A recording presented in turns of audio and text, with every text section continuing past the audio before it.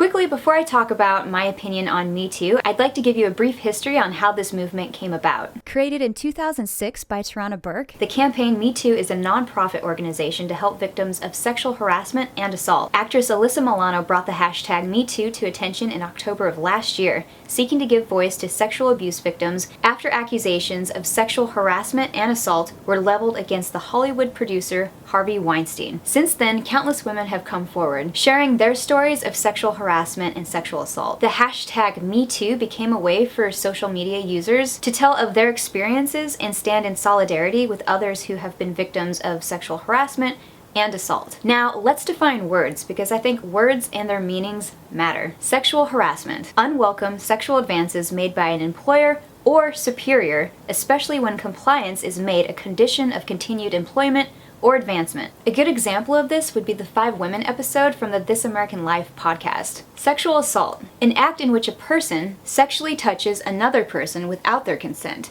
or coerces or physically forces a person to engage in a sexual act against their will. Rape. Unlawful sexual intercourse or any other sexual penetration, with or without force, by a sex organ, other body part, or foreign object without the consent of the victim. Examples of sexual assault and rape. You can see my videos online where I talk about being sexually abused as a child. Women have been objectified for a long time in our culture. But I think the real problem is when people see a woman who is dressed sexy, people just assume she's asking for it. That doesn't mean consent. Women should be allowed to wear whatever they want, as well as men. I think we have seen some improvement when it comes to women being objectified. When you're watching old films or TV shows, you might get this ick feeling from seeing where we've been and how far we've come along. I love that women are speaking up, and I encourage you to do that. If you're going through something like this, that shouldn't be happening. My story with Me Too, you guys might have already seen from previous videos I've put online where I talk about being molested and raped from the time I was around 4 or 5 to about 10 years old. I think it's important to recognize that Me Too started as a women's movement, and it still is a women's movement. Women have been harassed, assaulted, and raped for all of history,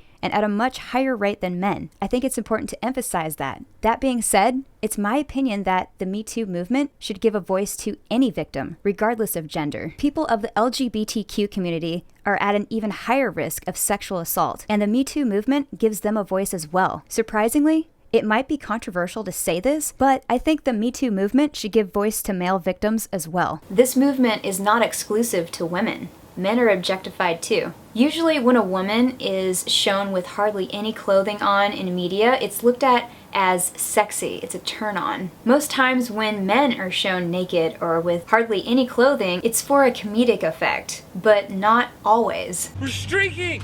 We're going up through the quad to the gymnasium! Press it hard, you idiot! Oh, yeah! Justin Bieber put up a picture of his butt on Instagram and then took it down a couple days later with an apology.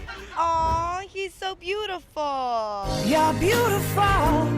I've also heard men talk about being harassed or grabbed, and then saying that they don't think they should even talk about their experience, that it shouldn't even be brought up. But we also started to see that women weren't the only gender to fall victim to this sort of abuse. Several men also began sharing their hashtag MeToo stories, and they were equally as shocking as their female counterparts. This goes both ways. I think it has been far worse for women, but men have had things happen too. We have to talk about this honestly. Not all sexual harassment is assault. Not all assault is rape. For example, Matt Damon made these comments on Me Too, and he got attacked for it. There's a difference between, what Al Franken was accused of and what Harvey Weinstein is, right? That's a, they both need to be confronted and eradicated. What did he say that wasn't accurate? I agree with Matt Damon. I don't think he should have had to feel like he had to apologize for it, because what he said was true. When people lump Aziz Ansari with Harvey Weinstein, that's dishonest. And I'm not defending Aziz, but if you're unable to look at the differences between these two